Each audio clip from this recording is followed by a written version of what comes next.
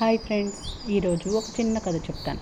పూర్వం కొంతమంది యువకులు గుర్రాలపై వెళ్తుండగా వారికి ఒక ఋషి ఎదురుగా వచ్చి ఇలా చెప్పారు: ఓ యువకులారా, మీకు ఇక్కడ నేలపై కనిపించిన వాటిని పోగు చేసుకుని సంచులలో వేసుకుని ఇంటికి తీసుకువెళ్ళండి. ఆ సంచులను తెల్లవారుజామున తెరిచి చూస్తే మీకు ఒక మహాద్భుతం చూస్తారు.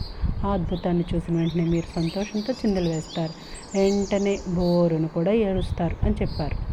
ఋషి మాటలు విన్న యువకులు గుర్రాలపై నుండి దిగి అటు ఇటు చూశారు. వాళ్ళకు నేలపై ఎదురుగా ఎటు చూసినా గులకరాళ్ళు తప్ప ఇంకేమీ కనిపించలేదు. అయినా సరే ఋషి చెప్పారు కనుక మనిషికి 4-5 గులకరాళ్ళు సంచిలో వేసుకుని వెళ్ళి ఇంట్లో మూలన పెట్టి నిద్రపోయారు. మరుసటి రోజు ఉదయం సంచులను తెలిచి చూడగా ఆ యువకులు ఋషి చెప్పినట్లు ఒక్కసారిగా సంతోషంతో వెర్రి కేకలు పెట్టారు. అయితే మరుక్షణమే అయ్యో అని ఏడవసాగారు. ఎందుకంటే వాళ్ళు మూట కట్టుకొచ్చిన గులకరాళ్ళు వజ్రాలుగా మారిపోయాయి.